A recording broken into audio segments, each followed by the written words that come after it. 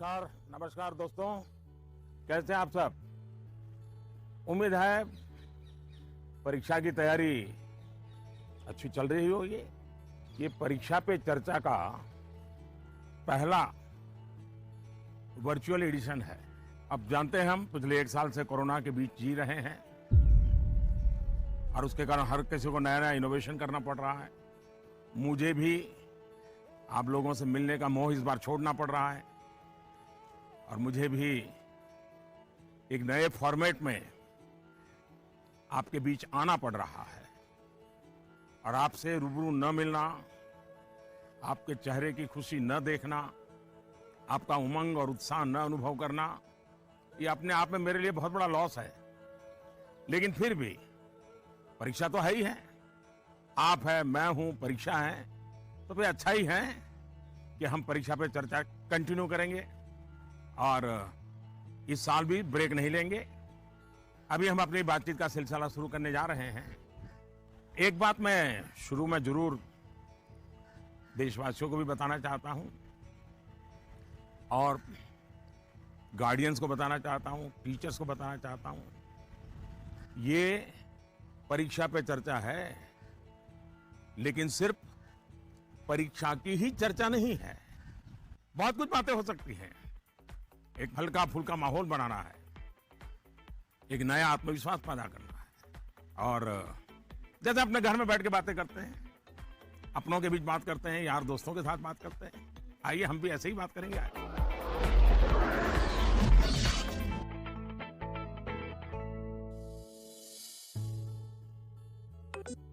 नमस्कार honourable PM sir. नमस्कार। मेरा नाम यन पल्लवी है। मैं 9वीं कक्षा पढ़ रही हूँ। सर, हम अक्सर ऐसा महसूस करते हैं कि पूरा साल पढ़ाई ठीक चल रही होती है, लेकिन जैसे ही परीक्षा निकट आती है बहुत ही तनावपूर्ण स्थिति हो जाती है। कृपया इसके लिए कोई उपाय बताइए सर। बहुत धन्यवाद सर। धन्यवाद पल्लवी। मुझे बताया गया है कि इसी तरह का और भी एक सवाल है। सादर अभिनंदन आदरणीय प्रधानमंत्री जी। मेरा नाम अर्पण पांडे है। मैं global Indian international school Kuala Lumpur Malaysia में 12वीं कक्षा का छात्र हूँ। मैं आपसे अपनी भावी भविष्य की सफलता हेतु एक प्रश्न के उत्तर की आकांक्षा करता हूँ और आशा करता हूँ कि आप इसमें मेरा मार्गदर्शन करेंगे। मेरा प्रश्न है, परीक्षा की तैयारी के दौरान हमारे मन में आने वाले भय और तनाव से हम कैसे उभरे? कि क्या होगा अगर अच्छे अंक और अच्छा कॉलेज मिलेगा या नहीं? धन्यवाद। पल्लवी, अर्पण, देखिए आप जब ये फियर की, डर की बात करते हैं तो मुझे भी डर लग जाता है। अरे ऐसी कौन सी बात है जिसके लिए डरना चाहिए? क्या पहली बार एग्जाम देने जा रहे हो क्या पहले कभी एग्जाम दी नहीं?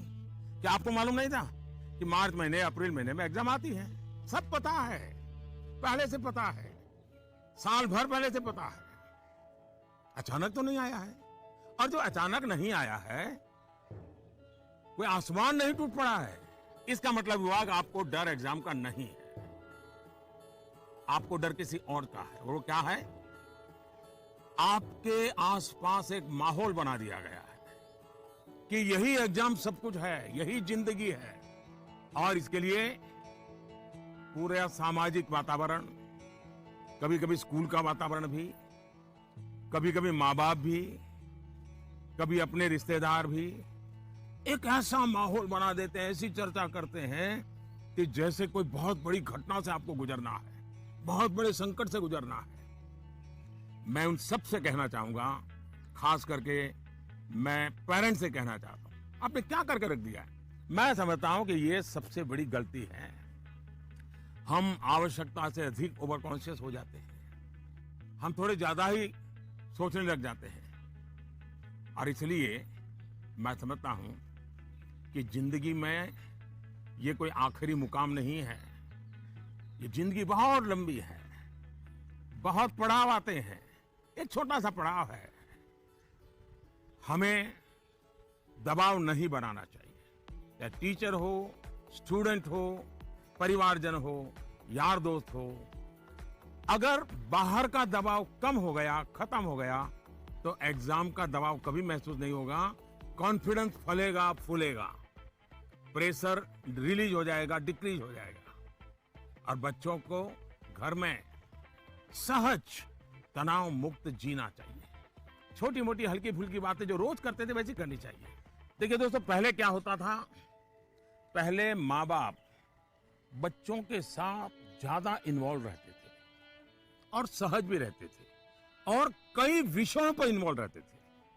आज वो भी इन्वॉल्व रहते हैं, वो ज्यादातर कैरियर, एग्जाम, पढ़ाई, किताब, सिलेबस, मैं उसको सिर्फ इन्वॉल्वमेंट नहीं मानता हूं। और इससे इन्हें अपने बच्चों के असली सामर्थ्य का पता नहीं होता है।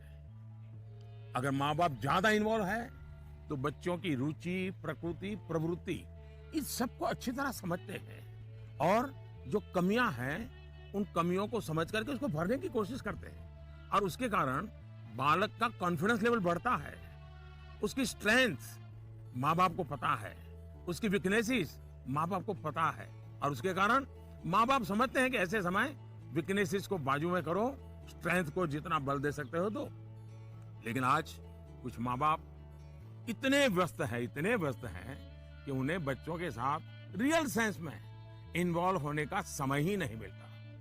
इसका परिणाम क्या होता है, आज बच्चे के सामर्थ्य का पता लगाने के लिए पेरेंट्स को एग्जाम के रिजल्ट का शीट देखना पड़ता है और इसलिए बच्चों का आकलन भी बच्चों के रिजल्ट तक ही सीमित हो गया है।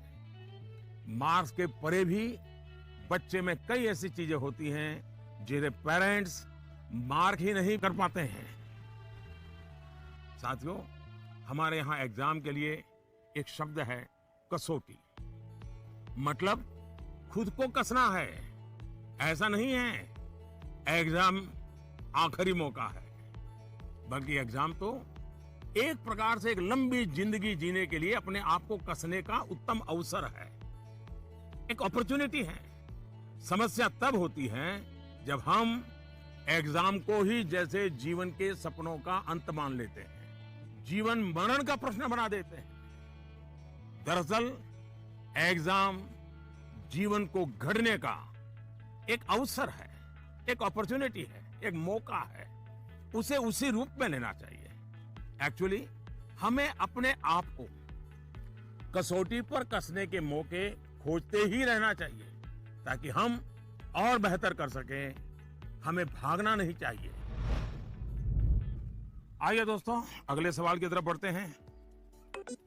माननीय प्रधानमंत्री जी नमस्कार, मेरा नाम पुण्य सुनिया है। मैं कक्षा 11वीं की छात्र हूँ। मेरे विद्यालय का नाम विवेकानंद केंद्र विद्यालय निर्जुली, डिस्ट्रिक्ट पापुमपारे, स्टेट अरुणाचल प्रदेश है।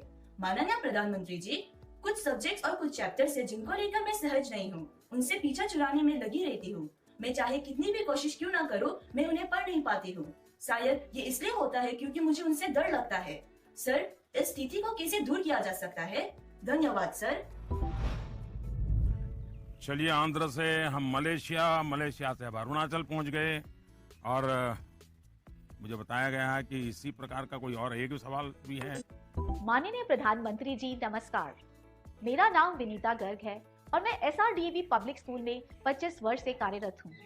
मेरा प्रश्न है, कुछ सब्जेक्ट्स ऐसे हैं जिसमें कई स्टूडेंट्स को डर का सामना करना पड़ता है, इस वजह से वह इनसे बचते हैं। इसके बारे में इतिहास या गणित जैसे विषयों के शिक्षक अच्छी तरह से समझ सकते हैं। टीचर के तौर पर इस स्थिति को और बेहतर बनाने के लिए हम क्या कर सकते हैं? ये कुछ अलग प्रकार का ही विषय मेरे सामने आया। मैं कोशिश करूंगा कि स्टूडेंट्स के मन को छू सकूं और टीचर्स की बात पर गौर के साथ कुछ समाधान बता सकूं। आप दोनों ने किसी खास सब्जेक्ट या चैप्टर से डर की बात कही है। आप लोग अकेले नहीं हैं जिनको इस स्थिति का सामना करना पड़ता हो। हकीकत तो यह है कि दुनिया में एक भी इंसान ऐसा नहीं मिलेगा जिसके ऊपर यह बात लागू न होती हो। मान लीजिए आपके पास बहुत ही बढ़िया 5-6 शर्ट है, लेकिन आपने देखा होगा एक या 2 शर्ट आपको इतने पसंद आते होंगे, बार बार पहनते हैं। इसका मतलब ये नहीं कि बाकी सब बेकार हैं, फिटिंग ठीक नहीं है, ऐसा नहीं है। उन 2 इतने अच्छे लगते हैं कि आप उसको बार बार पहनते हैं।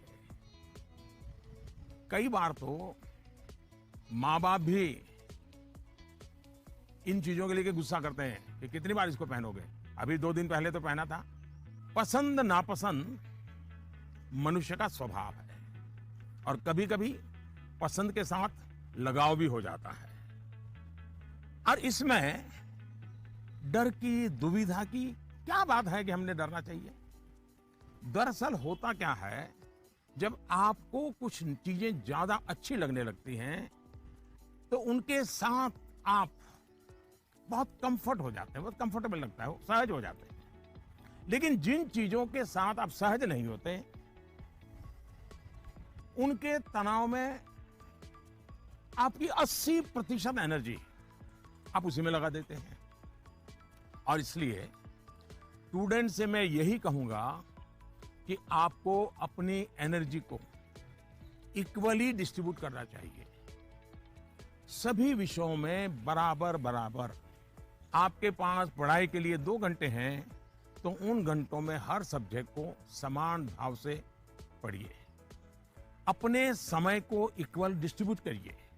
साथियों, आपने देखा होगा टीचर्स, माता पिता हमें सिखाते हैं कि जो सरल है वो पहले करें। ये आम तौर पर ये कहा जाता है, और एग्जाम में तो खास तौर पर बार बार कहा जाता है जो सरल उसको पहले करो भाई, जब टाइम बचेगा तब वो कठिन है उसको हाथ लगाना। लेकिन पढ़ाई को लेकर मैं समझता हूं ये सलाह आवश्यक नहीं है और उपयोगी भी नहीं है। मैं जरा इन चीज को अलग नजरिए से देखता हूं। मैं कहता हूं जबकि पढ़ाई की बात हो तो कठिन जो है उसको पहले लीजिए। आपका माइंड फ्रेश है, आप खुद फ्रेश हैं, उसको अटेंड करने का प्रयास कीजिए। जब कठिन को अटेंड करेंगे तो सरल तो और भी आसान हो जाएगा। मैं अपना अनुभव बताता हूं। जब मैं मुख्यमंत्री था, तो प्रधानमंत्री बना, तो मुझे भी बहुत कुछ पढ़ना पड़ता है, बहुत कुछ सीखना पड़ता है, बहुतों से सीखना पड़ता है, चीजों को समझना पड़ता है। तो मैं क्या करता था, जो मुश्किल बातें होती है, जिसके निर्णय थोड़े गंभीर होते हैं, मैं मेरे सुबह जो शुरू करता हूं तो कठिन चीजों से शुरू करना पसंद करता हूं। मुश्किल से मुश्किल चीजें मेरे अफसर मेरे सामने लेकर के आते हैं, तो उनको मालूम है कि वो मेरा एक अलग मूड होता है। मैं चीजों को बिल्कुल तेजी से समझ लेता हूं, निर्णय करने की दिशा में आगे बढ़ता हूं। मैंने अपना एक नियम बनाया है, कोशिश की है। और जो सरल चीजें हैं, दिन भर की थकान के बाद रात देर हो जाती है, तो चलो भाई अब उनको मैं ज्यादा दिमाग खपाने की जरूरत नहीं, कोई गलती होने का कारण नहीं है, तो उन चीजों को मैं फिर देर रात तक खींच लेता हूं। लेकिन सुबह जब उठता हूं तो फिर कठिन से ही मुकाबला करने के लिए निकल पड़ता हूं। दोस्तों, एक और बात हमें अपने आप से सीखनी चाहिए। आप देखिए, जो लोग जीवन में बहुत सफल हैं वो हर विषय में पारंगत नहीं होते, लेकिन किसी एक विषय पर, किसी एक सब्जेक्ट पर उनकी पकड़ जबरदस्त होती है। अब जैसे लता दीदी हैं, लता मंगेशकर जी की पूरे दुनिया में नाम है, हिंदुस्तान के हर जुबान पे नाम है।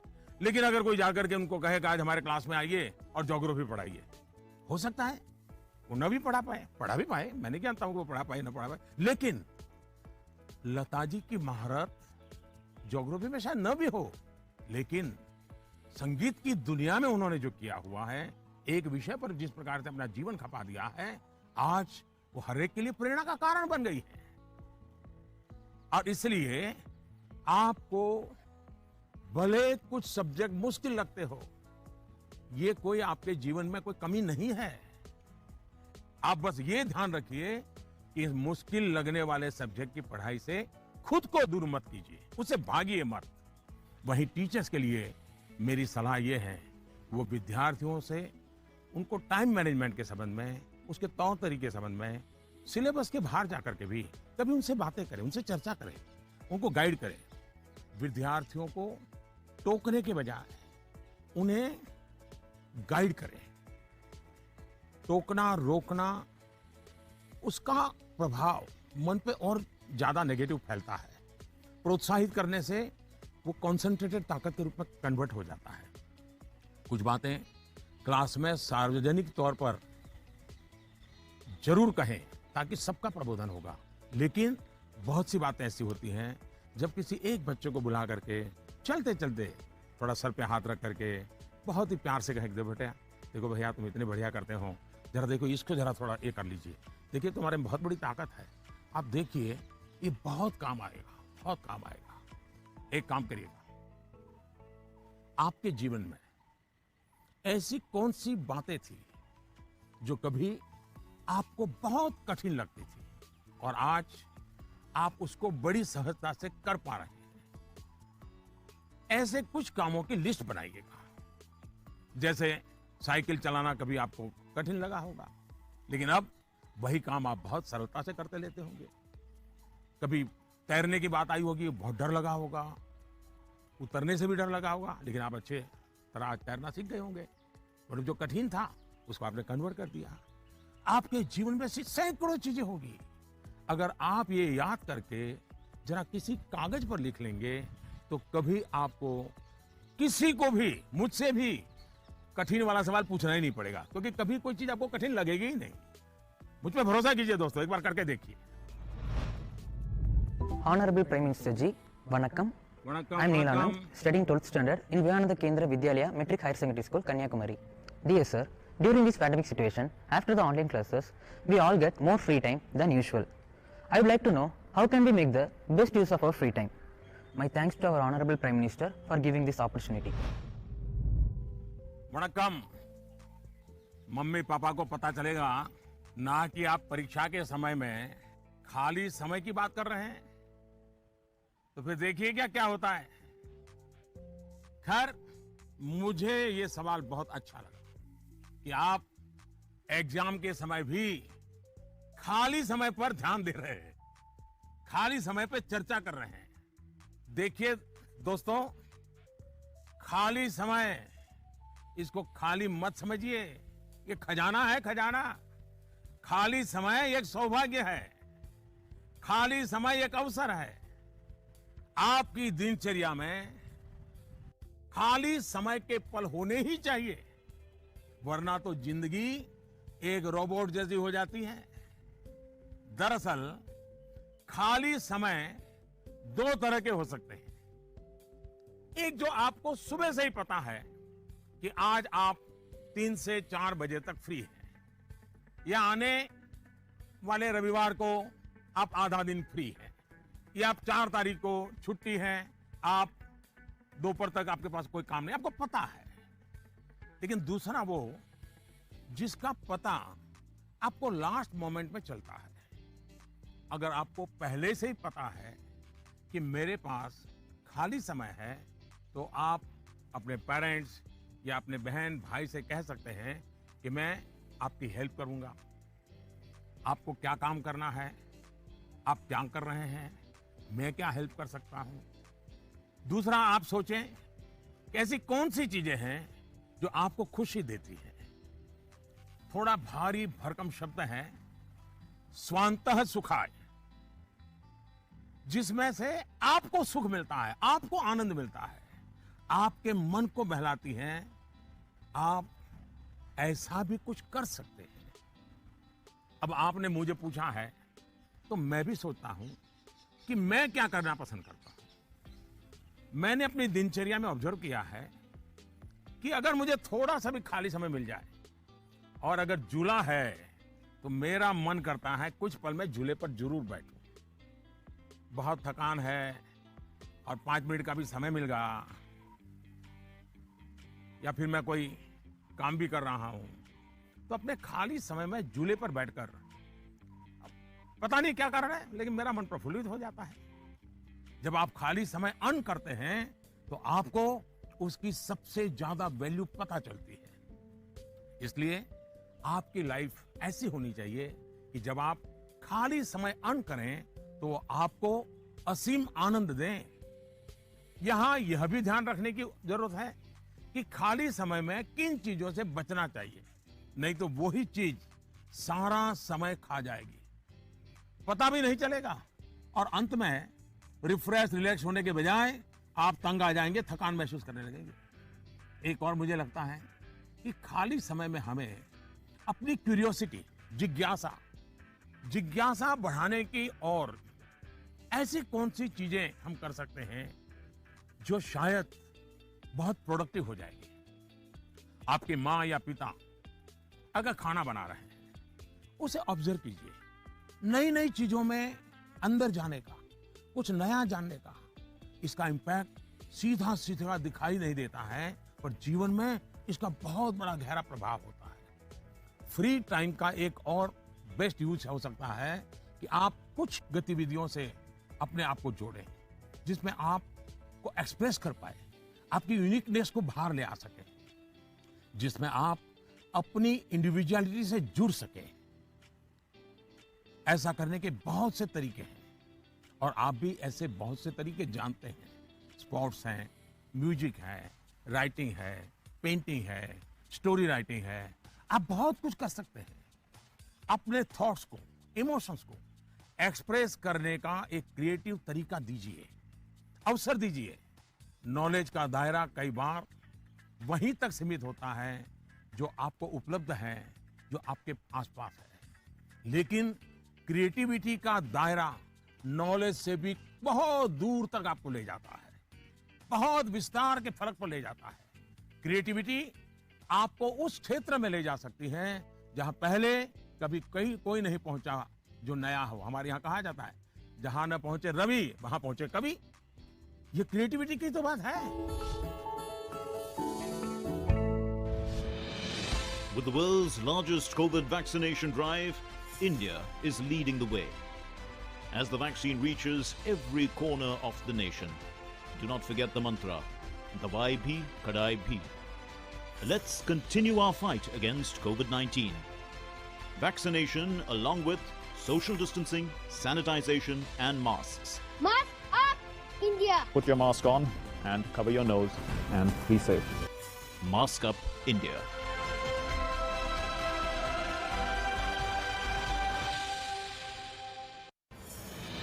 दवाई भी कड़ाई भी का मंत्र लिए वैक्सीनेशन की चल रही है लहर, गांव गांव शहर शहर।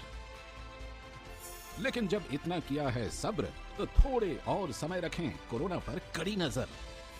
ना छोड़ें 2 गज दूरी, सैनिटाइजेशन और मास्क की सावधान डगर। रहें इस खतरे से सचेत हर प्रहर। कोरोना को हराना है तो मास्क जरूर लगाना है। Mask up, India! दवाई भी कड़ाई भी, और इसीलिए जब भी अपने घर से बाहर निकले अपने मुंह और नाक को ढक के रखें। Mask up, India.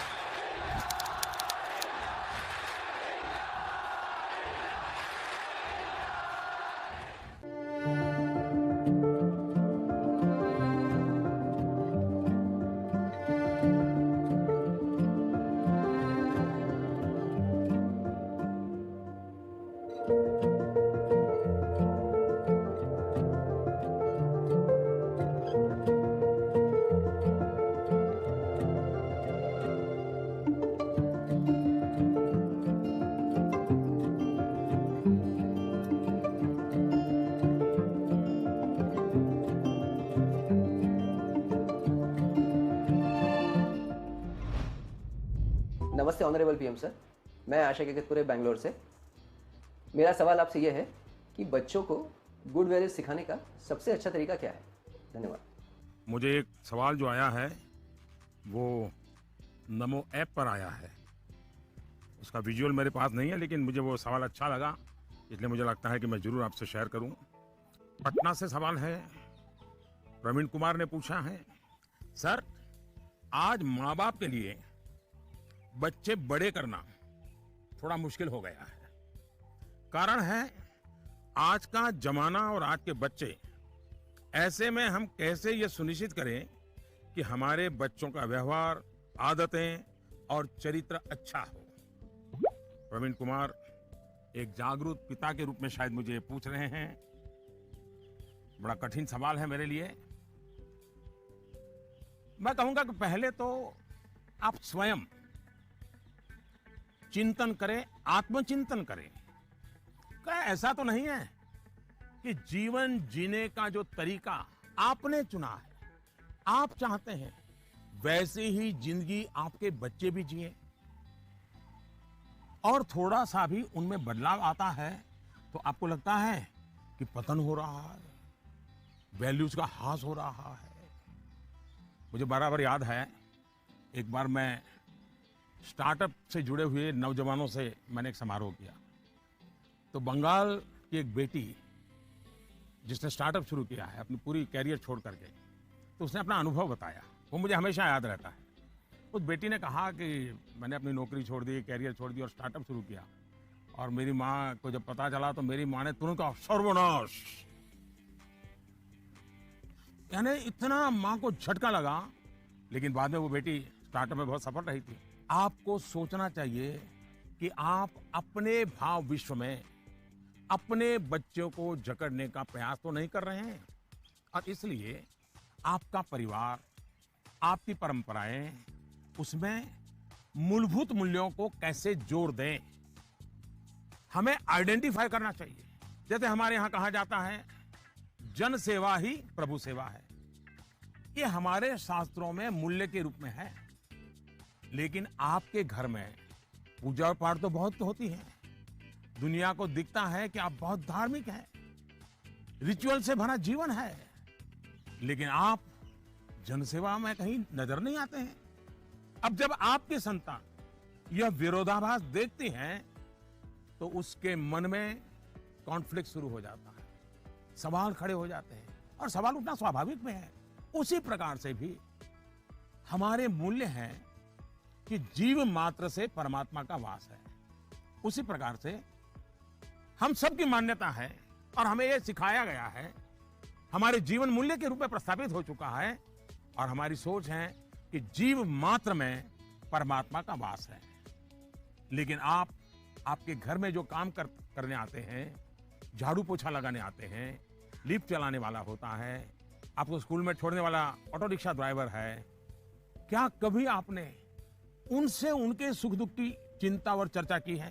क्या कभी आपने पूछा वे आपके परिवार में तो किसी को कोरोना नहीं हुआ है ना, आपके परिवार के तो सब सुखी है ना, आप जिस गांव से आए हो उस गांव में तो सब ठीक है ना? क्या आपने कभी पूछा है? अगर आप ऐसा करते तो आपको अपने बच्चे को मूल्य नहीं सिखाने पड़ते। मैं आप पर सवाल नहीं खड़े कर रहा, एक सामान्य व्यवहार की बात कर रहा हूं। कुछ लोग वाकई ऐसा नहीं करते। बच्चे का बर्थडे होता है, बहुत सारी तैयारियां होती हैं, कितने लोग अपने घर में काम करने वालों से कहते हैं कि जो भी काम करना है 5 बजे तक पूरा कर दो, 6 बजे जब मेहमान आना शुरू हो जाएंगे तब तुम भी हमारे परिवार के मेहमान के रूप में कपड़े पहन करके, अच्छे कपड़े पहन करके परिवार के सबको लेकर के आ जाना। आप देखिए आप उनसे क्या कहते हैं। आज घर में बहुत से मेहमान जाने वाले हैं, देर तक रुकना पड़ेगा। आप ऐसा कहने के बजाय क्या कहते हैं, देखो कल बहुत मेहमान आने वाले हैं, बहुत काम है, तुम घर बता के आ जाना, देर से आऊंगा, देर से आऊंगी। यानी आपका बच्चा देख रहा है कि इतना बड़ा उत्सव है घर में, लेकिन वो जो मेरे लिए मेहनत करते हैं दिन रात, वो तो इसमें हिस्सेदारी नहीं है, और तभी उस बच्चे के मन में टकराव शुरू होता है। मैं आपको एक और उदाहरण देता हूं। हम कहते हैं बेटा बेटी एक समान, ये मूल्य है हमारे यहां देव रूप की जो कल्पना की गई है उसमें स्त्री भगवान का उतना ही महत्व है, लेकिन हमारे घर के वातावरण में बेटे और बेटी के बीच जाने अनजाने में जो ट्रीटमेंट किया जाता है उसमें असमानता होती है। उसके बाद जब वही बेटा समाज जीवन में जाता है तो उसके द्वारा नारी समानता में कुछ न कुछ कमी की संभावना बन ही जाती है। ये सही है कि परिवार के संस्कार अच्छे होते हैं तो बुराइयां हावी नहीं होती हैं, लेकिन 19-20 का ही फर्क होता है। बेटा बेटे के व्यवहार में कुछ न कुछ कमी रह जाती है। इसलिए हमने जो अपना भाव विश्व बनाया हुआ है वो जब व्यवहार की कसौटी पर खरा नहीं उतरता है तब बच्चों के मन में अंतर्द्वंद शुरू हो जाता है। इसलिए मूल्यों को कभी भी थोपने का प्रयास न करें, मूल्यों को जीकर प्रेरित करने का प्रयास करें। आखिरकार बच्चे बड़े स्मार्ट होते हैं, जो आप कहेंगे उसे वो करेंगे या नहीं करेंगे ये कहना मुश्किल है, लेकिन इस बात की पूरी संभावना होती है कि जो आप कर रहे हैं वो उसे बहुत बारीकी से देखता है और दोहराने के लिए लालायित हो जाता है। और जब आप इन मूल्यों के साथ हमारे इतिहास, हमारे पुराण, हमारे पुरखों की छोटी छोटी बातों को सहजता से जोड़ेंगे तो बच्चे भी प्रेरित होंगे। आचार व्यवहार में उतरना आसान हो जाएगा। नमस्कार सर, मैं प्रतिभा गुप्ता, कुंदन विद्या मंदिर लुधियाना से। सर, मेरा आपसे सवाल ये है कि हमें हमेशा काम करवाने के लिए बच्चों के पीछे भागना पड़ता है, तो हम कैसे उन्हें सेल्फ मोटिवेटेड बना सकते हैं ताकि वे अपनी चीजें खुद करें? धन्यवाद। आप बुरा न माने तो मैं जरा इस विषय में आपसे अलग राय रखता हूं। मुझे लगता है कि बच्चों के पीछे इसलिए भागना पड़ता है क्योंकि उनकी रफ्तार हमसे ज्यादा है। ये बात सही है कि बच्चों को सिखाने की, बताने की, संस्कार देने की जिम्मेदारी परिवार के सबकी है, लेकिन कई बार बड़े होने के बावजूद हमें भी तो जरा मूल्यांकन करना चाहिए। हम एक सांचा तैयार कर देते हैं और बच्चे को उसमें ढालने की कोशिश करते रहते हैं और समस्या यहीं से शुरू होती है।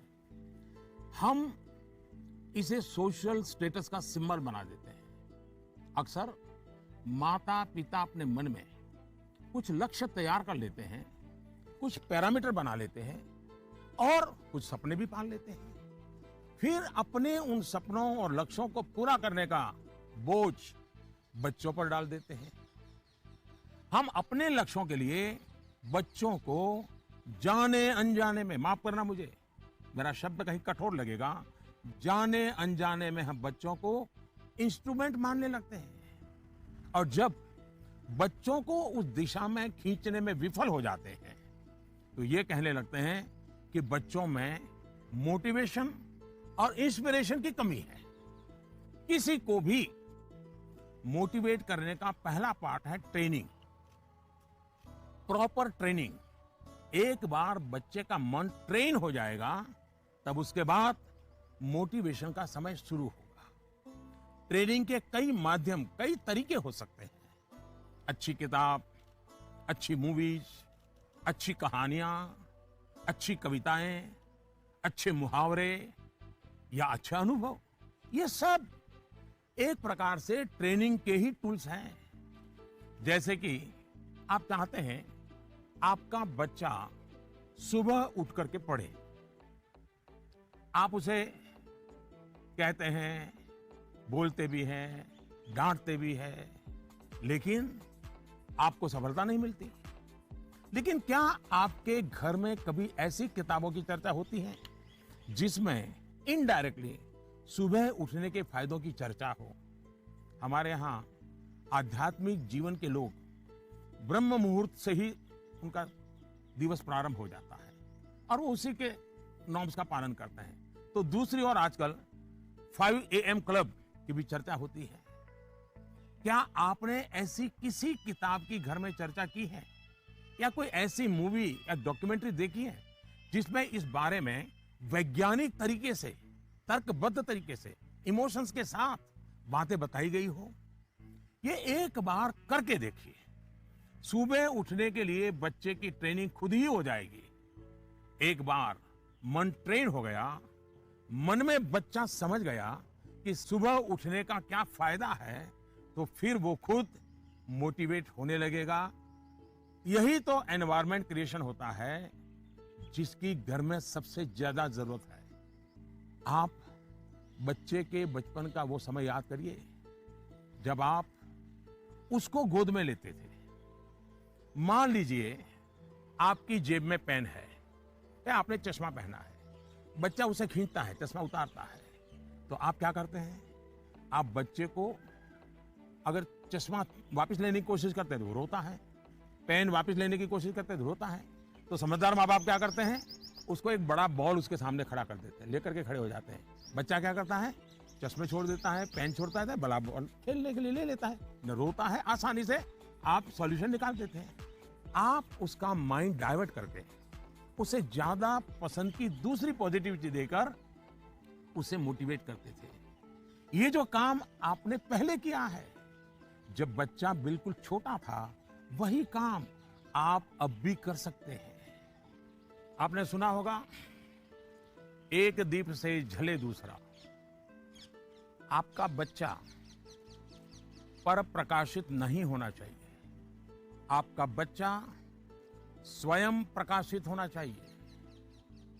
बच्चों के अंदर जो प्रकाश आप देखना चाहते हैं, वो प्रकाश उनके भीतर से प्रकाशमान होना चाहिए, और वो आपके जागरूक सक्रिय प्रयासों से संभव है। आप अपने एक्शंस में जो बदलाव दिखाएंगे, वो बच्चे बहुत बारीकी से ऑब्जर्व करेंगे। यहां एक और बात की ओर मैं आपका ध्यान दिलाऊंगा। बच्चों को कभी भी भय पैदा करके ये होगा तो ये होगा, ऐसा होगा तो ऐसा होगा, कृपा करके ऐसी कोशिश मत कीजिए। एक प्रकार से वो तरीका लगता तो बहुत आसान है, लेकिन इससे एक तरह से नेगेटिव मोटिवेशन की संभावनाएं बढ़ जाती है। जैसे ही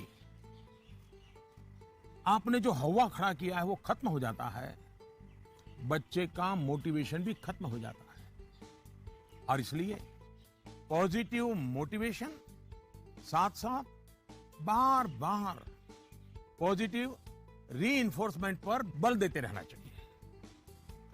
मोटिवेशन का जो मंत्र बच्चों के लिए है, एक प्रकार से वो हम सबके लिए भी है, मनुष्य मात्र के लिए है। Namaste Prime Minister sir, my name is Tanay and I am a student of Salmiya Indian Model School, Kuwait. Sir, I have a question to ask you that how to prepare ourselves for the battle of life. Thank you sir. NaMo app पर मसूरी उत्तराखंड श्रीमान अशरफ खान ने लिखा है, sir हम सब जब अपने बड़े कजिन्स या दोस्तों से बात करते हैं तो वो कहते हैं कि अभी स्कूल में तो तुमने जीवन देखा ही कहाँ है, जीवन की असली कसौटी तो स्कूल से बाहर निकल करके होगी। मेरा सवाल यह है कि आज हम अपने आप को कल की चुनौतियों के लिए कैसे तैयार करें। तनय, आप तो कुवैत से मुझसे बात कर रहे हो, लेकिन तनय कभी किसी ने इस बात को मार्क किया है कि तुम्हारे जो आवाज है वो गॉड गिफ्टेड है? क्या कभी तुम्हारे माँ बाप ने, कभी आपके दोस्तों ने, कभी आपके टीचर्स ने कभी कहा है कि आपका ध्यान गया है? आज आपका सवाल सुनने के बाद, खैर रिकॉर्डेड है, लेकिन मैं पक्का मानता हूं कि आपको एक बहुत ही विशिष्ट प्रकार की आवाज परमात्मा ने दी है। कभी उस पर ध्यान दीजिए, ये आपकी बहुत बड़ी विरासत बन सकती है। खैर, मैं तनय की बातों की ओर चला गया, लेकिन जो सवाल आपने पूछे हैं, पहली बात तो ये कि जो लोग आपको ये कहते हैं, उनके कहने का तरीका भले ऐसा होता है कि वो आपको सलाह दे रहे हैं, लेकिन मन के भीतर की सच्चाई को देखें तो वो अपने आप को हीरो बनाने की कोशिश कर रहा होता है, या फिर वो अपनी असफलताओं को इसलिए बड़ा बनाकर दिखाता है ताकि उसे एक एस्केप रूट मिल सके, और इसलिए वो दिखाता है कि उसके सामने बहुत बड़ी बड़ी चुनौतियां हैं। इस विषय में मेरा सीधा सीधा मंत्र है, एक कान से सुनिए और दूसरे कान से निकाल दीजिए। हाँ, ये सवाल बहुत स्वाभाविक है कि 10वीं या 12वीं के बाद क्या, ये हर बच्चे के मन में होता है, और न मैं इससे इनकार कर सकता हूं और न कोई और उससे इनकार कर सकता है। बहुतों के लिए ये सवाल चिंता और निराशा फैलाने वाला हो सकता है। दुर्भाग्य से आज के चकाचौंध भरे युग में सेलिब्रिटी के कल्चर के कारण और उसका प्रभाव होने के कारण स्टूडेंट लाइफ में एक धारणा बन गई है कि जो टीवी पर आता है, जिसकी अखबारों में चर्चा होती है, वैसा कुछ बनना है, वैसा कुछ करना है। ये बुरी बात नहीं है, लेकिन जीवन की सच्चाई से ये बहुत दूर है। ये जो प्रचार माध्यमों में 1000-2000 लोग हमारे सामने आते हैं, दुनिया इतनी छोटी नहीं है। इतनी बड़ी विश्व व्यवस्था, इतना लंबा मानव इतिहास, इतनी तेजी से हो रहे परिवर्तन बहुत सारे अवसर लेकर के आते हैं। जीवन की सच्चाई ये है कि जितने लोग हैं उतनी विभिन्नताएं हैं, जितने लोग हैं उतने अवसर भी है। हमें अपनी जिज्ञासा का दायरा बहुत बड़ा करने की आवश्यकता है, उसको विस्तार देने की आवश्यकता है। और इसलिए आवश्यक है कि 10वीं क्लास में, 12वीं क्लास में भी आप अपने आसपास के जीवन को ऑब्जर्व करना सीखिए। आपके आसपास इतने सारे प्रोफेशन है, नेचर ऑफ जॉब्स है और बदलते हुए नेचर ऑफ जॉब्स हैं। खुद को ट्रेन करिए, अपनी स्किल बढ़ाइए और उसका लाभ उठाइए। करियर के चुनाव में एक पक्ष ये भी है कि बहुत से लोग जीवन में इजी रूट की तलाश में रहते हैं। बहुत जल्दी वाहवाही मिल जाए, आर्थिक रूप से बड़ा स्टेटस बन जाए, ये इच्छा ही जीवन में कभी कभी, हर बार नहीं लेकिन कभी कभी अंधकार की शुरुआत भी करने का कारण बन जाती है। फिर ये अवस्था ऐसी होती है जिसमें सपने पालना और देखना जरा अच्छा लगता है, सपनों में खोए रहना अच्छा लगता है। सपने देखना अच्छी बात है, लेकिन सपने को लेकर के बैठे रहना और सपनों के लिए सोते रहना, ये तो सही नहीं है। सपनों से आगे बढ़कर अपने सपनों को पाने का संकल्प ये बहुत महत्वपूर्ण है। आपको सोचना चाहिए कि आपका वो कौन सा एक सपना है जिसे आप अपने जीवन का संकल्प बनाना चाहेंगे। जैसे ही आप ये संकल्प ले लेंगे, आपको आगे का रास्ता भी उतना ही साफ दिखाई देने लगेगा। माननीय प्रधानमंत्री जी प्रणाम। माफ करिएगा, मेरा सवाल परीक्षा पे आधारित नहीं है, पर कृपया करके आप इस पे हंसिएगा नहीं। आजकल के बच्चे प्रॉपर खाना नहीं खाना चाहते, सारा टाइम चिप्स, चॉकलेट और जंक पे उनका ध्यान रहता है। आप कृपया करके हमें ये बताइए कि हमें इसके बारे में क्या करना चाहिए। इसी प्रकार के कुछ और सवाल भी मेरे साथ हैं और ये नरेंद्र मोदी ऐप पर छत्तीसगढ़ रायपुर से सुनीता पॉल जी ने लिखा है, सर हमारे बच्चों को हम जो टिफिन में देते हैं वे उस चीज को खाते नहीं और हमेशा फास्ट फूड खाने की जिद करते हैं। कृपया इस मुद्दे पर हमारा मार्गदर्शन करें। मैं समझ नहीं पा रहा हूं कि मैं ये सारे सवाल सुनकर के मुस्कुराऊं या जोरों से हंस पड़ूं। अगर इस मुद्दे पर हम मनोवैज्ञानिक तरीके से आगे बढ़े तो शायद इसका समाधान आसान हो जाएगा। हमारी जो ट्रेडिशनल खाने की चीजें हैं, मनोवैज्ञानिक रूप से उनके प्रति हम सहज रूप से गौरव का भाव पैदा करें, उसकी जो विशेषता है उसकी बात करें। खाना पकाने की हमारी जो प्रक्रिया है, किचन की जो एक्टिविटी है, वो घर के बाकी सदस्यों को पता होनी चाहिए कि कितनी मेहनत करने के बाद खाना पकता है। बच्चों के सामने भी ये सारी बातें चर्चा में लानी चाहिए। कैसे खाना पकता है, कितनी देर लगती है, कितने इंग्रेडिएंट्स होते हैं। उन्हें महसूस होगा कि आखिर कितनी मेहनत का काम होता है और तब जाकर के मेरी थाली भरती है। दूसरा, आज के जमाने में खाने पीने की बहुत सारी वेबसाइट है, हेल्दी फूड की भी कोई कमी नहीं है। क्या हम इनसे भी जानकारियां जुटाकर ऐसी चीजों को लेकर कोई गेम डेवलप कर सकते हैं जो हम हफ्ते में एक बार खेल सकें? जैसे गाजर है, कैरेट, उसके इंपॉर्टेंस पर हम बोलें, उसके क्या फायदे होते हैं, क्या लाभ होते हैं, क्या न्यूट्रिएंट्स होते हैं, ऐसा करके देखें। दूसरा, हम सबके घर में जो फैमिली डॉक्टर है, वो डॉक्टर एक प्रकार से मित्र होते हैं। जब कभी उनका घर आना हो तो उनकी बातें पूरा परिवार सुने कि किस प्रकार के खाने का क्या महत्व है, न्यूट्रिएंट्स कहां से मिलते हैं, क्या खाना चाहिए। वो बता सकते हैं कि आपके घर में क्या प्रॉब्लम हेरिडिटरी है और उनसे बचने के लिए क्या खाना आवश्यक है। इससे भी बच्चों को फायदा होगा। तीसरा, आप टीचर से रिक्वेस्ट कर सकते हैं कि आप बच्चों में ये क्या आपको तकलीफ हो रही है, खास करके खाने के विषय में, टीचर को समझाइए, टीचर को विश्वास में लीजिए।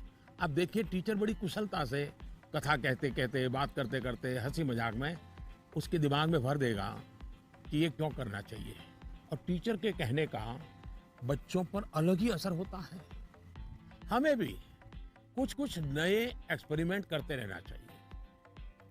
मैंने काफी ऐसे उदाहरण देखे हैं जहां परिवार में ट्रेडिशनल खाना ही बच्चों को मॉडर्न रंग रूप में बनाकर दिया जाता है, तो उससे बच्चों में भी उसको लेकर एक स्वाभाविक आकर्षण पैदा होता है। खैर, ये मेरे सिलेबस के बाहर का विषय है, लेकिन हो सकता है शायद मेरी कुछ बातें काम आ जाए आपको।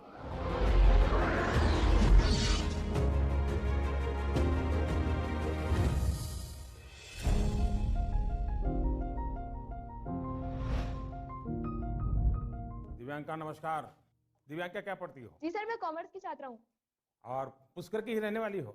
जी सर। तो पुष्कर की कोई पवित्र चीज का मुझे वर्णन करोगी? क्या है पुष्कर की विशेषता? पुष्कर में एकमात्र ब्रह्मा मंदिर है। हाँ। और जो पुष्कर राज है वह 68 तीर्थों का गुरु है। अच्छा, ब्रह्मा का क्या रोल रहा है?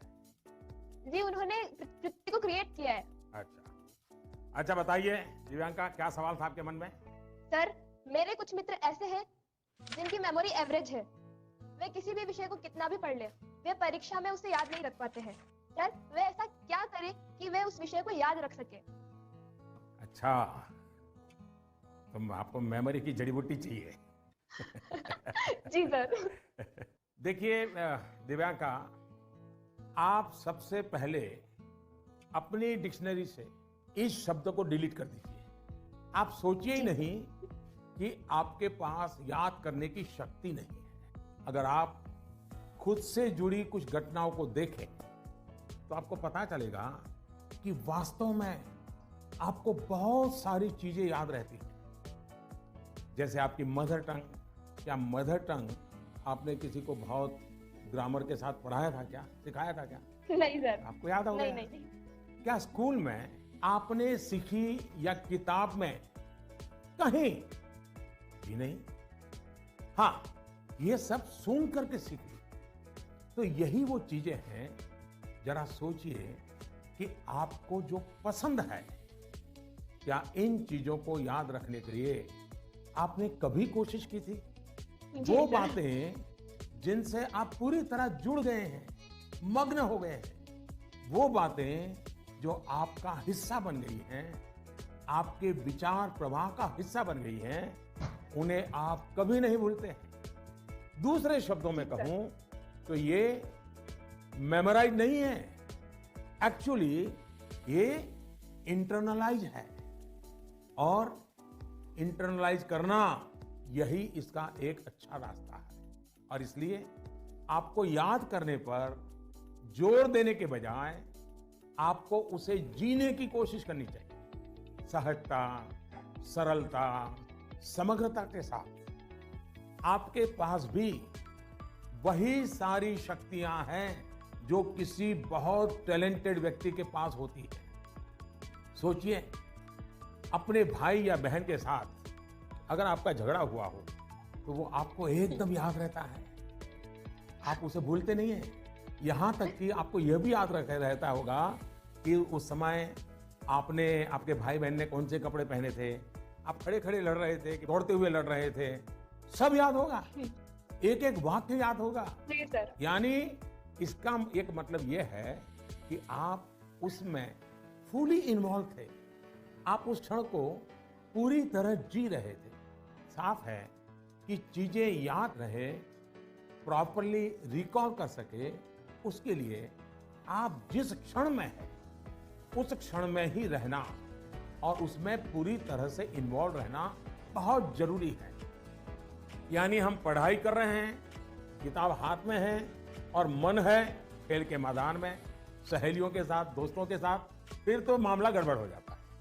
आगे जाकर आप में से कोई विद्यार्थी अगर साइकोलॉजी पढ़ेगा तो उसमें मेमोरी बाय एसोसिएशन का कंसेप्ट विस्तार से समझाया जाएगा। आप याद कीजिए कि स्कूलों में सुबह असेंबली में राष्ट्रगान होता है। अब जन गण मन हर कोई गाता है, लेकिन क्या कभी आपने जन गण मन गाते समय आपने उस राष्ट्रगान के साथ देश में ट्रैवल किया क्या? आप उसके साथ जो शब्द आते हैं उन शब्दों के साथ अपने आप को विजुअलाइज कर पाए थे, नहीं कर पाए? पंजाब को, गुजरात को, महाराष्ट्र को, बंगाल को मन ही मन राष्ट्रगान गाते समय ट्रैवल किया क्या? आपको एकदम से याद होना शुरू हो जाएगा। मन ही विजुअलाइज करेंगे तो आपको अच्छे से याद रह जाएगा। इसका तो एक फायदा और होगा, आप इस देश के साथ भी एकाकार होते चले जाएंगे। यानी इन्वॉल्व, इंटरनलाइज, एसोसिएट और विजुअलाइज। मेमोरी को शार्प करने के लिए इस फॉर्मूले पर आप चल सकते हैं। मैं आपको एक और उदाहरण देता हूं। आपके पास नोटबुक्स होती हैं, अलग अलग विषयों की किताबें होती हैं। आप जब भी घर से निकले, ये तय करके निकले कि बैग में इतने नंबर पर इस विषय की नोटबुक होगी और इतने नंबर पर इस विषय की किताब होगी। चौथे नंबर पे हो सकती है, तीसरी पर हो जाए। और आपने अगर 3 नंबर पर हिस्ट्री की किताब रखी है, 5 नंबर पर भूगोल की किताब रखी है, तो जब भी आप हिस्ट्री की किताब निकालने जाएं तो बिल्कुल आंख बंद करके 3 नंबर की किताब निकालते हैं आप। देखिएगा आपका कॉन्फिडेंस लेवल कितना बढ़ जाएगा। चलिए, मुझे अच्छा लगा, आपसे बात करने का मौका मिला और मैं राजस्थान के लोगों को भी और पुष्कर की पवित्र धरती को भी आज यहाँ से नमन करता हूँ। बहुत बहुत धन्यवाद। With the world's largest COVID vaccination drive, India is leading the way. As the vaccine reaches every corner of the nation, do not forget the mantra, Dawai bhi, kadai bhi. Let's continue our fight against COVID-19. Vaccination along with social distancing, sanitization and masks. Mask up, India! Put your mask on and cover your nose and be safe. Mask up, India.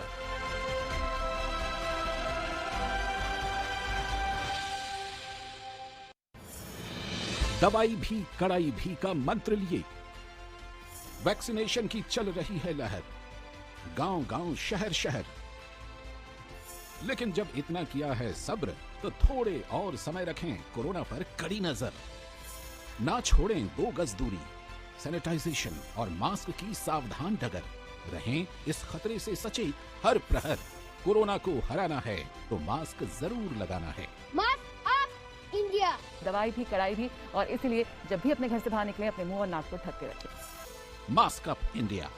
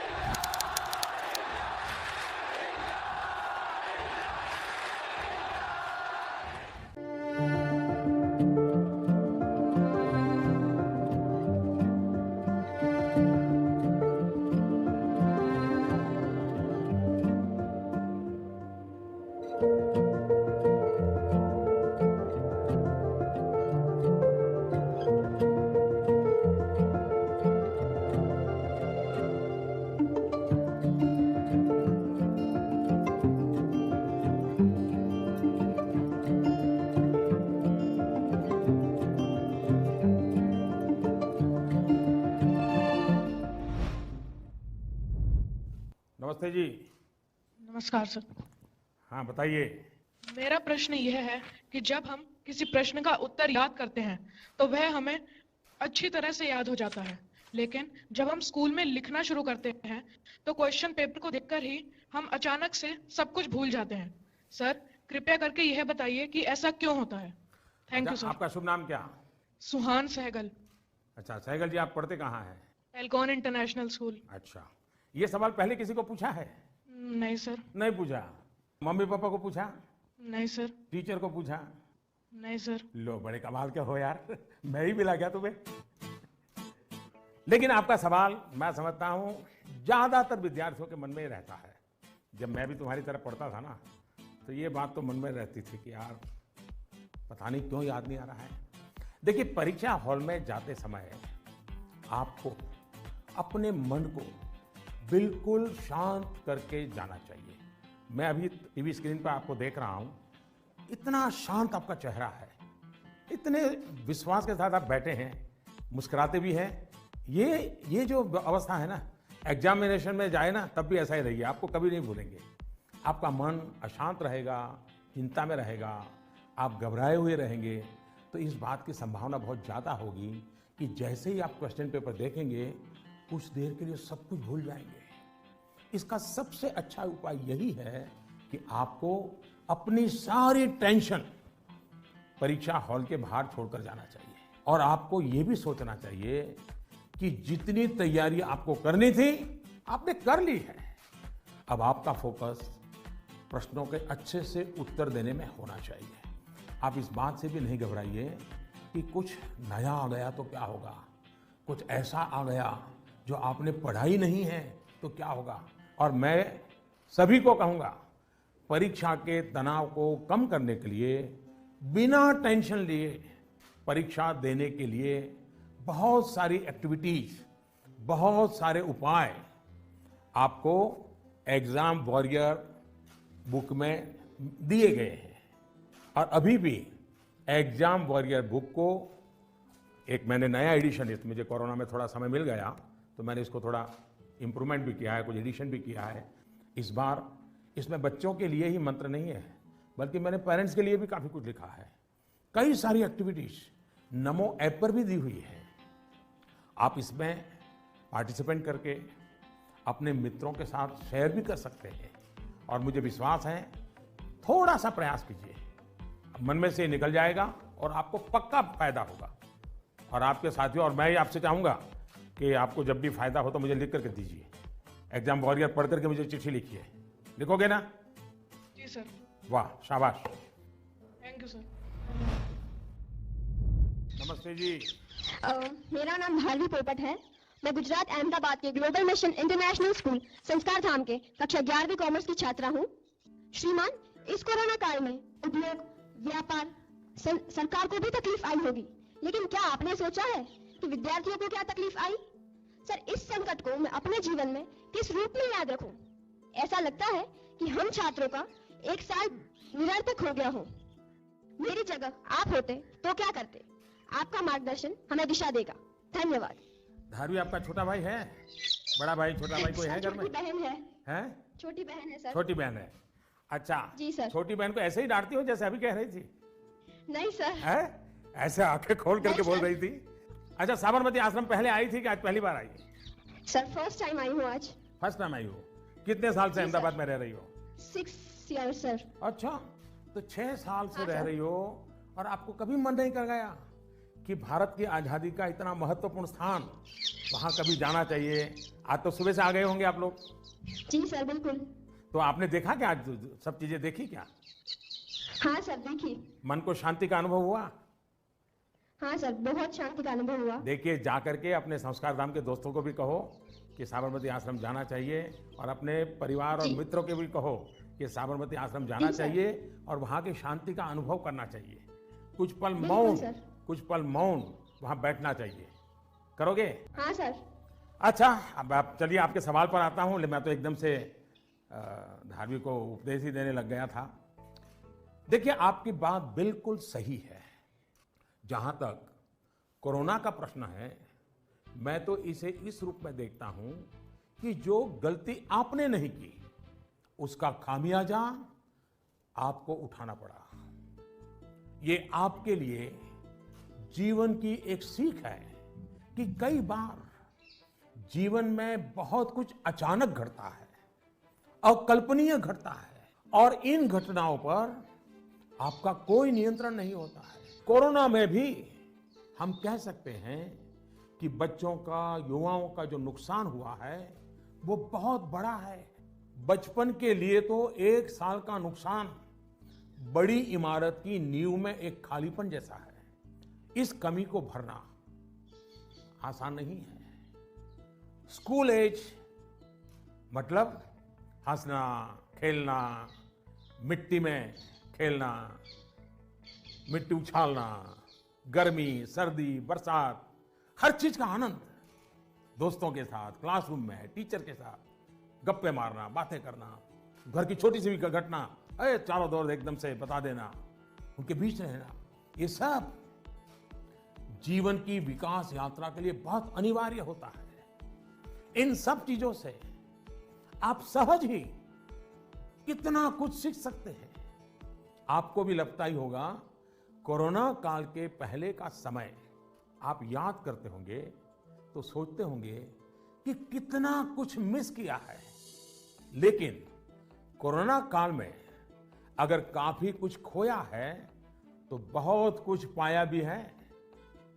Corona की सबसे पहली सीख तो यही है कि आपने जिस चीज को, जिन जिन लोगों को मिस किया, उनकी आपके जीवन में कितनी बड़ी भूमिका है, ये इस कोरोना काल में ज्यादा पता चला है।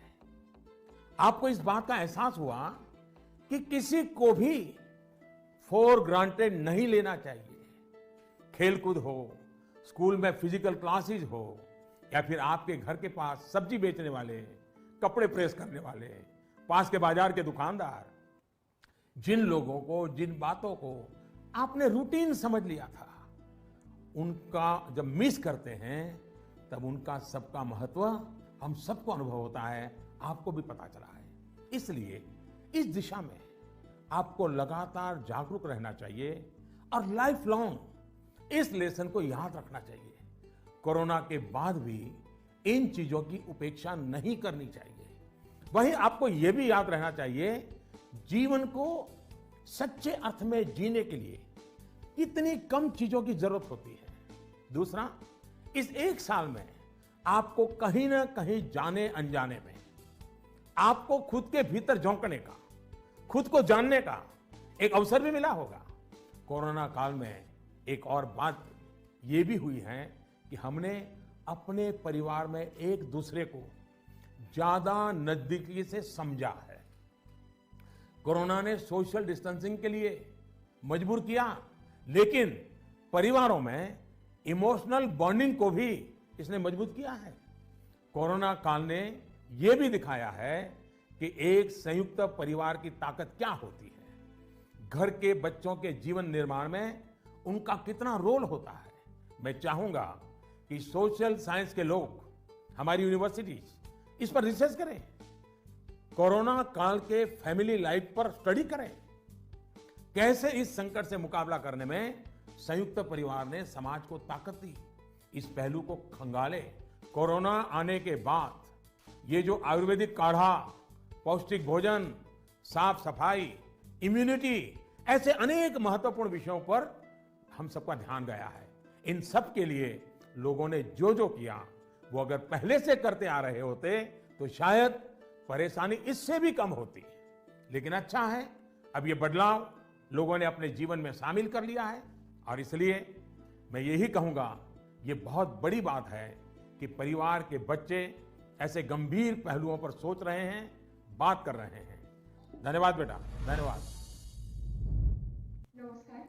प्रति माननीय प्रधानमंत्री महोदय, সকলো অসমবাসী ৰাইজৰ ফালৰ পৰা মই অভিনন্দন জ্ঞাপন কৰিলোঁ। माननीय प्रधानमंत्री महोदय, मैं क्रिस्टी सैकिया केंद्र विद्यालय IIT गुवाहाटी की 10वीं कक्षा की छात्रा हूँ और समस्त असमवासियों की ओर से आपको प्रणाम। सर, नई पीढ़ी की एक बच्चे के तौर पर हम अपने पेरेंट्स और अपने बीच की जनरेशन गैप को हमेशा कम करना चाहते हैं।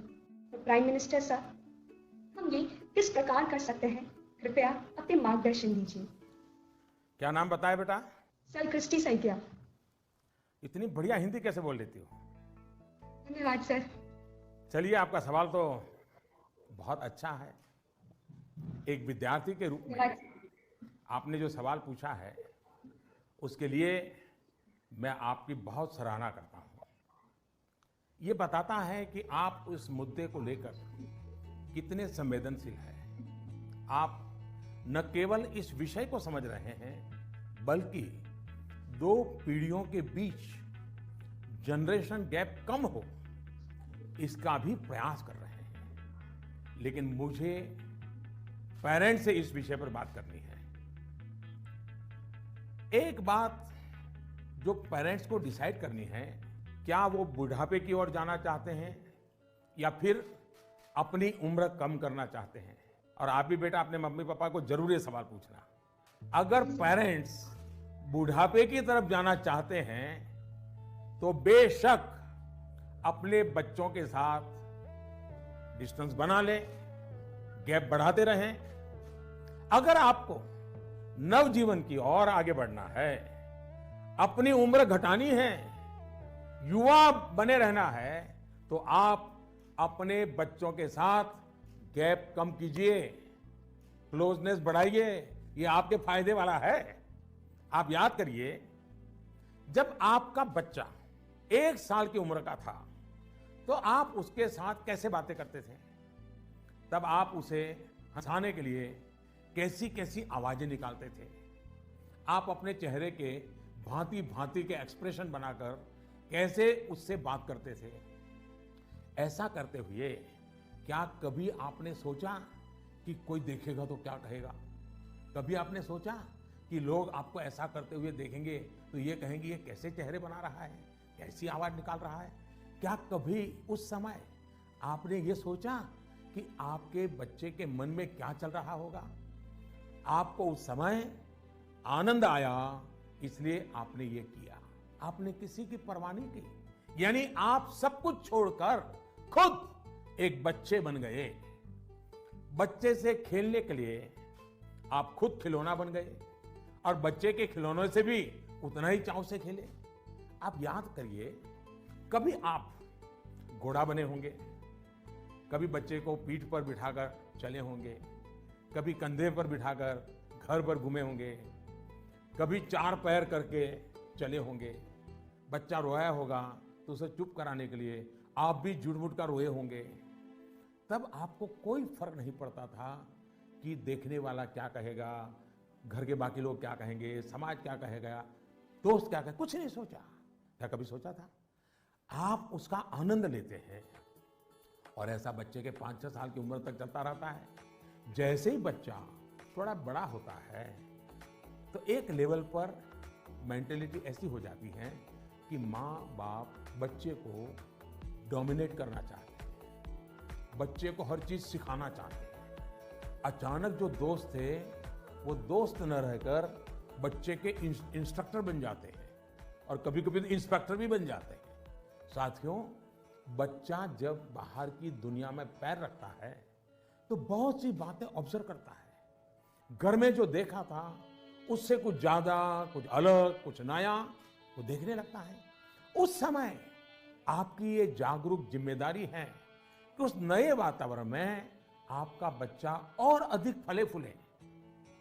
और इसका उत्तम तरीका है कि आप उसके मन से जुड़े, उसके मन से ही करें और उसकी हर बात को इमोशनली अटैच होकर के सुने।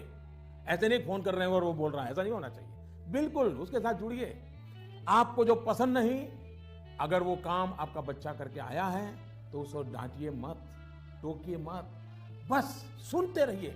सुनते समय उसको लगना चाहिए कि आप उसको कितना प्यार करते हैं। हाँ, लेकिन जो चीज अच्छी नहीं है उसको मन में रजिस्टर करके रखिए। और ये ग्रोइंग एज के बच्चों के लिए करना बहुत जरूरी होता है।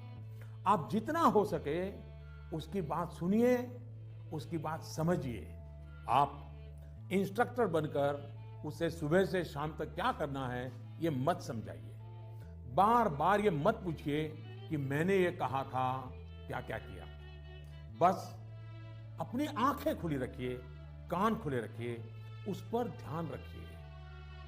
उसमें सुधार से जुड़ी जो बातें आपने रजिस्टर की हैं, जो आपको ठीक नहीं लगा, उसे ठीक करने के लिए बहुत विचार करके एक एनवायरनमेंट क्रिएट करिए, ताकि उसे खुद ही लगे कि वो कहाँ गलत कर रहा है। जब माँ बाप बच्चों के साथ हम उम्र बनकर ही जुड़ते हैं तो कोई इश्यू नहीं होता है। जैसे बच्चा कोई नया गाना सुन रहा है, कोई नया म्यूजिक सुनकर आनंद ले रहा है, तो आप भी उसके साथ उस आनंद में शामिल होने की कोशिश करिए। आप उसको मत कहो कि 30 साल पहले हमारे जमाने में तो वो गाना था, हम वो बजाएंगे। नहीं, ऐसा मत करो। वो जो गाना उसको पसंद है, आप उससे जुड़िए, आनंद लीजिए ना। ये समझने की कोशिश तो करिए कि आखिर ऐसा क्या है उस गाने में कि आपका बच्चा उसे पसंद कर रहा है। लेकिन होता क्या है कि हम देखते हैं ठीक इसी समय कुछ माता पिता ये कहने लगते हैं कि ये क्या बेकार का गाना सुन रहे हो, असली म्यूजिक तो हमारे समय में होता था। अब तो जो बनता है वो सिर्फ शोर शराबा होता है। होता क्या है कि बच्चा आप आकर के आपको कोई बात बताता है, वो बताता है कि आज स्कूल में हमने ये किया, तो कहीं आप अपनी ही कहानी लेकर तो नहीं बैठ जाते हैं कि अरे ये तो ऐसे ही, क्या है, क्या नई चीज है, ये तो वैसा ही है। अपने बच्चे के साथ उसकी जनरेशन की बातों में उतनी ही दिलचस्पी दिखाइएगा, आप उसके आनंद में शामिल होंगे तो आप देखिएगा जनरेशन गैप कैसे खत्म हो जाती है। और शायद जो बात आप कहना चाह रहे हैं वो उसके समझ में भी आ जाए। और इसलिए जनरेशन गैप को कम करने के लिए बच्चों और बड़ों को एक दूसरे को समझना होगा, खुले मन से गपशप करनी होगी, खुलकर बातें करनी होगी, समझना होगा, सुनना होगा, और फिर आपको बदलने की तैयारी भी रखनी होगी। चलिए, असम से इतना बढ़िया सवाल मुझे मिला, जरा मैं लंबा ही जवाब दे गया, लेकिन मुझे अच्छा लगा। बहुत बहुत धन्यवाद बेटा। धन्यवाद सर। Namaste, sir. नमस्ते। I am Shreyan Roy of class 10. I study in Central Model School, Barakpur, Kolkata. Sir, in the exam season, what scares us more is that what happens after exam. What will happen if our result does not come so good? Is failure in examination is actually the failure in our life too? अरे यार, ऐसा कैसे सोचते हो, हैं? अगर आप exam warrior किताब पढ़ते तो ये सारे सवालों के जवाब आप खुद ही लोगों को दे देते। लेकिन आपका सवाल महत्वपूर्ण है और शायद ऐसे सवाल बार बार उठते भी हैं और बार बार जवाब देने भी होते हैं। एक बार कहने से बात बनने वाली नहीं है। और मैं ये बात पूरे खुले मन से कहना चाहता हूं कि दुर्भाग्य से शिक्षा के क्षेत्र में और पारिवारिक जीवन में सोचने का दायरा इतना सिमट गया है। परीक्षा में आपके जो नंबर आए वो आपकी योग्यता का पैमाना नहीं हो सकते। भारत ही नहीं, दुनिया में आप ऐसे बहुत से सफल लोगों को देखेंगे जो क्लास में नंबरों में भले अच्छे नहीं थे, लेकिन आज वो अपनी फील्ड में सर्वश्रेष्ठ हैं। ये परीक्षा सिर्फ एक पड़ाव है। इस परीक्षा में नंबर कम आने का मतलब ये नहीं होना चाहिए कि आपके जीवन में बहुत बड़ा नुकसान हो गया। हाँ, भविष्य में आपको जिस एक चीज से आपको बचकर रहना चाहिए उसके बारे में मैं आपको जरूर बताऊंगा। एक नई तरह की कुरीति आ रही है समाज में, जिसे हम डेस्टिनेशन फीवर कह सकते हैं। मतलब दूसरे अगर किसी एक डेस्टिनेशन पर हैं तो उन्हें देखकर अपना डायरेक्शन तय करना। आपका कोई रिश्तेदार कहीं जाकर सफल हुआ, आपको लगता है वहां जाकर आप भी सफल हो जाएंगे। कोई असफल हुआ तो आपको लगता है हम भी उसी फील्ड में गए तो असफल हो जाएंगे। हमें लगता है वो स्टूडेंट इस दिशा में गया, इस क्षेत्र में गया, ये बना, उस क्षेत्र में उसने ये नाम कमाया, तो हम भी वही करेंगे, तभी हमारा जीवन सफल होगा। ये सोच सही नहीं है दोस्तों। इसी सोच का परिणाम है कि बहुत से स्टूडेंट्स इतने तनाव में जी रहे हैं। आप जो पढ़ते हैं वो आपके जीवन की सफलता और विफलता का पैमाना सिर्फ यही एकमात्र नहीं हो सकता। आप जो जीवन में करेंगे वो आपकी सफलता और असफलता को तय करेंगे। आप लोगों के प्रेशर, सोसाइटी के प्रेशर, माता पिता के प्रेशर, इन सब से बाहर निकलिए। हमें पोटेंशियल को जानने के लिए मैदान में कूदना ही पड़ता है। मुझे लगता है कि आपको अपना जवाब मिल गया होगा। साथियों, मुझे बहुत अच्छा लगा आप सबसे वर्चुअली मिलने का मुझे मौका मिला। मैं आप सबका बहुत बहुत धन्यवाद करता हूं। वाकई मुझे बहुत आनंद आया। आप सबसे बात करना मेरे लिए भी एक उमंग से कम नहीं होता है, आनंद से कम नहीं होता है। मुझे लगता है कि आप सभी को भी जरूर उसमें से कुछ न कुछ बातें काम आएगी। जरूरी नहीं है कि मैंने जो कहा है उसी पर चलना चाहिए। सोचिए, अपने तरीके से सोचिए।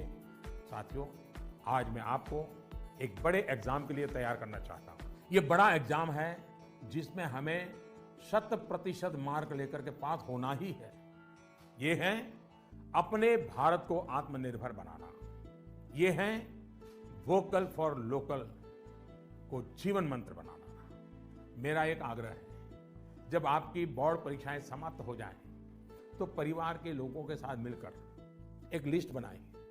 सुबह से लेकर रात तक आप जिन चीजों का उपयोग कर रहे हैं, उनमें से कितनी चीजें विदेशी धरती पर बनी हैं और कितनी चीजों में भारत मां की मिट्टी की सुगंध है, कितनी चीजें किसी देशवासी की मेहनत से बनी हैं। इसके अलावा एग्जाम के बाद के लिए एक टास्क आपको देना चाहता हूं। आप सब जानते हैं कि हमारा देश आजादी के 75 साल के उपलक्ष्य में आजादी का अमृत महोत्सव मना रहा है। अमृत महोत्सव में हमारे स्वाधीनता सेनानियों के बारे में आप सब लोग जाने, आजादी की लड़ाई के बारे में जाने। इसके लिए देश ने एक अभियान शुरू किया है। आपको इस अभियान से जुड़ना है। आप अपने राज्य की आजादी की लड़ाई से जुड़ी 75 घटनाएं खोजकर निकालिए। ये किसी व्यक्ति के संघर्ष में जुड़ी हो सकती है, किसी क्रांतिवीर से जुड़ी हो सकती है। इन घटनाओं को आप अपनी मातृभाषा में विस्तार से लिखिए। इसके अलावा हिंदी, इंग्लिश में लिख सके तो भी अच्छा होगा। आप इसको साल भर का प्रोजेक्ट बनाइए और डिजिटल तरीके से इसे कैसे करें, इसके लिए अपने टीचर से भी गाइडेंस लीजिए। आप अपने टीचर से बात करिए, अपने पेरेंट्स से, दादा दादी से बात करिए। आप क्या कर सकते हैं, इस पर चर्चा करिए। साथियों, गुरुदेव रविंद्रनाथ टैगोर ने लिखा है, मैंने स्वप्न देखा कि जीवन आनंद है। मैं जागा और पाया कि जीवन सेवा है। मैंने सेवा की और पाया कि सेवा में ही आनंद है। आप खुद भी देखिए, जब हमारी इच्छाएं, हमारे लक्ष्य देश की सेवा से जुड़ जाते हैं, तो हम करोड़ों जीवनों से जुड़ जाते हैं। इसलिए बड़े सपने रखने हैं, देश के लिए सोचना है। मुझे पूरा भरोसा है आप ये एग्जाम बहुत अच्छे मार्क्स से पास करेंगे। उसके बाद जीवन में बहुत आगे जाएंगे। इसलिए खूब पढ़िए, खूब खेलिए, खूब मस्ती करिए। रिजल्ट के बाद मुझे अपने संदेश भी जरूर भेजिएगा, मुझे इंतजार रहेगा। इन्हीं शुभकामनाओं के साथ सभी मेरे युवा साथियों का, नन्हे नन्हे दोस्तों का बहुत बहुत धन्यवाद। अनेक अनेक शुभकामनाएं।